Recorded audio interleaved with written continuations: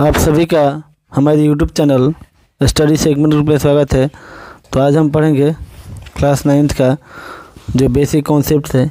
सबसे पहले यही पढ़ेंगे। इसका पार्ट 2 पहला पार्ट जो है डिस्क्रिप्शन जो उसमें लिंक दिया जाएगा, आप वहाँ से पहला पार्ट इसका देख लीजिएगा। सबसे पहले हम इसके बारे में बेसिक कॉन्सेप्ट पढ़ेंगे और बेसिक कॉन्सेप्ट पढ़ने के बाद ही क्वेश्चन आंसर करेंगे।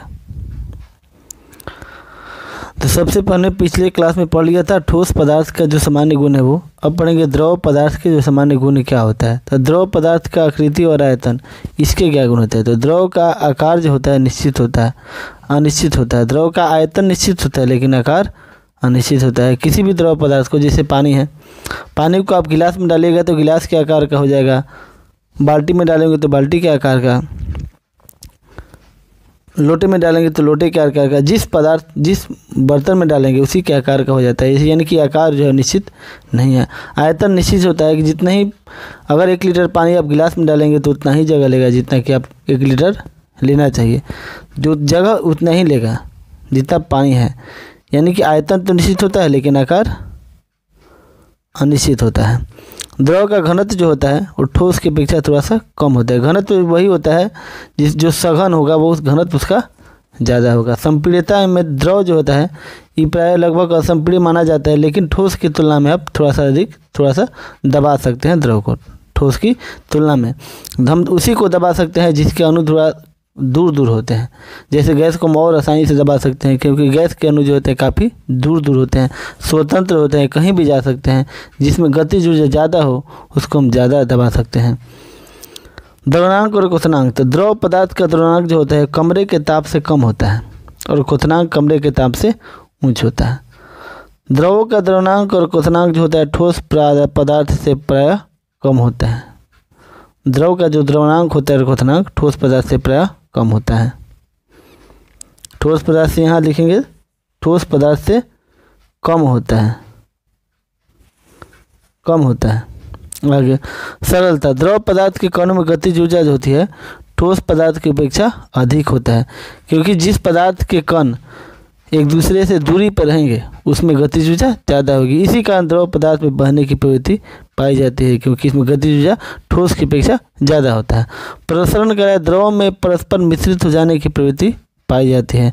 द्रव जो होता है परस्पर एक दूसरे में मिल जाते हैं। जमना। तो किसी भी द्रव पदार्थ का ठोस के रूप में परिवर्तित, जमना का मतलब वो ठोस हो गया, तो कोई द्रव पदार्थ का ठोस के रूप में परिवर्तन द्रव का जमना कहलाता है। जमना मतलब ठोस पदार्थ हो गया। जैसे पानी है जमकर बर्फ हो गया तो ठोस हो गया। यदि जल को 0 डिग्री सेल्सियस और 273 केल्विन ताप तक ठंडा किया जाए तो जल बर्फ में परिवर्तित हो जाता है, लेकिन यह परिवर्तन अस्थायी होता है। निश्चित नहीं कि जल को अगर ठंडा किया जाए तो बर्फ होगा तो अस्थायी नहीं, उसको आप पुनः पानी में बदल सकते हैं, द्रव में बदल सकते हैं। वाष्पन। तो किसी द्रव का कमरे के ताप या द्रव के क्वथनांक के नीचे के ताप पर वाष्प बनकर धीरे धीरे वायुमंडल में जाने की प्रक्रिया। मैंने कोई पदार्थ, वाष्पन का मतलब सरल भाषा में समझिए तो कोई द्रव पदार्थ गर्म होकर वाष्पित हो रहा है, उड़ रहा है, वायुमंडल में जा रहा है, इसी को हम वाष्पन कहते हैं। जल उष्मक। तो जल उष्मक पर किसी वस्तु को गर्म करने से वस्तु का ताप जो होता है 100 डिग्री से अधिक नहीं हो पाता है। 100 डिग्री से अधिक नहीं हो पाता है कि वाष्प नहीं बन पाएगा, उसी को हम जल उष्मक कहते हैं। और वाष्पकोण को जो प्रभावित करने वाले कारक होते हैं वो कौन कौन होते हैं। तो द्रव की प्रकृति कैसा है। तो द्रव का क्वथनांक जितना कम रहता है उसका वाष्पन उतना ही तेज़ी से होता है, अधिक जल्दी से होता है। जैसे दिया कि ईथर का तो क्वथनांक जो होता है 14 डिग्री सेल्सियस है और जल का क्वथनांक 100 डिग्री सेल्सियस है। अतः जल की तुलना में ईथर अत्यधिक तेजी से वाष्प में परिवर्तित हो गया। जिसका क्वथनांक क्या होता है। क्वथनांक वही होता है जिस तरह पर कोई द्रव पदार्थ उबलना लगे, वाष्पित होने लगे, द्रव उबलने लगे, तो जो जितना ही जल्दी उबलेगा उतना ही जल्दी वाष्पित होगा।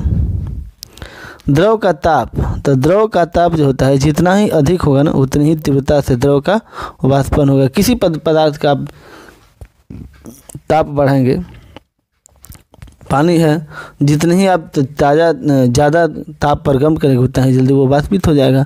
तो वही कह रहा है कि द्रव का ताप जितना ही अधिक होगा उतनी ही तीव्रता से द्रव का वाष्पन होगा, क्योंकि उच्च ताप पर द्रव के कणों का औसत वेग बढ़ जाता है। जैसे आप सिंपल तरीके से समझिए कि पानी को आप गर्म करेंगे तो सिंपल नॉर्मल पानी है तो पानी स्थिर रहेगा। अगर आप उसी पानी को गर्म करने लगे तो आपको दिखेगा कि पानी के कण जो होते हैं इधर उधर घूम रहे हैं, खौलने लगे, यानी पानी में क्या हुआ, द्रव पदार्थ में गर्म करने पर गतिज ऊर्जा बढ़ जाती है।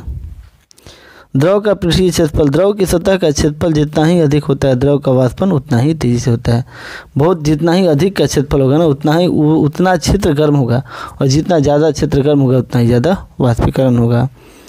वायु का वेग, तो वायु का वेग बढ़ने से द्रव के वाष्पन की दर बढ़ जाता है, क्योंकि द्रव के वाष्प के कणों को वायु से तेज़ी से बाहर लेते हैं। हवा तेज रहेगा तो हवा जो होता है पानी को ऑब्जर्व करता है। आर्द्रता, वाष्पन के वेग पर आर्द्रता का काफ़ी प्रभाव पड़ता है। अब आर्द्रता क्या होती है, तो जब वायु में एक निश्चित ताप पर उपस्थित जलवाष्प की मात्रा उस ताप पर सामान्यतः उपस्थित जलवाष्प की मात्रा से अधिक होती है। ताप की मात्रा जो होती है अधिक होता है तो वह वायु आर्द्र कहलाती है। आगे कि भीगा हुआ कपड़ा जो होता है शुष्क वायु में शीघ्रता से सूख जाए। शुष्क मतलब सूखा हुआ हवा में, जबकि आर्द्र वायु का मतलब है कि हवा में नमी है, और हवा में नमी होगा तो कपड़ा जल्द से नहीं सूख पाएगा। तो वही कह रहा है कि भीगा हुआ कपड़ा शुष्क वायु में शीघ्रता से सूख जाता है, जबकि आर्द्र वायु में सूखने के लिए अधिक समय रहता है। अब यहाँ लिखा हुआ नोट में कि वायुमंडल का दाब अधिक रहने पर द्रव का क्वथनांक बढ़ जाता है। जब अधिक रहेगा तो बढ़ेगा, जबकि वायुमंडल का दाब कम रहने पर द्रव का क्वथनांक भी कम हो जाता है। यहाँ पे लिखेंगे कम हो जाता है, यहाँ पे लिखेंगे कम हो जाता है। इसी कारण जब हम वायु में ऊपर जाते हैं तो वायुमंडलीय दाब कम होने लगता है, जिससे द्रव का क्वथनांक भी कम हो जाता है। द्रव में अशुद्धि में उपस्थित रहने पर द्रव का क्वथनांक भी क्या होता है, बढ़ जाता है। द्रव में अशुद्धि पदार्थ रहेगा ना तो क्वथनांक बढ़ जाता है। वाष्पन एक स्वतः होने वाली प्रक्रिया। वाष्पन क्या होता है, किसी वैसी प्रक्रिया जिसमें द्रव पदार्थ गैस में परिवर्तित हो जाता है, या ऐसे कह सकते हैं कि वाष्पन एक स्वतः होने वाली प्रक्रिया है जो सभी तापों पर होती रहती है, सभी तापों पर होती है, और यह द्रव के सिर्फ ऊपरी सतह पर ही होता है, द्रव के भीतरी भाग में नहीं होता। वाष्पीकरण जो प्रक्रिया होती है द्रव के ऊपरी सतह पर होता है। क्वथनांक निश्चित ताप पर ही होता है, जिसे द्रव का क्वथनांक कहते हैं, और यह संपूर्ण द्रव में होता है। क्वथनांक संपूर्ण द्रव में, लेकिन वाष्पन ऊपरी सतह में, जिससे द्रव के भीतरी भागों से बुलबुले निकलने लगते हैं।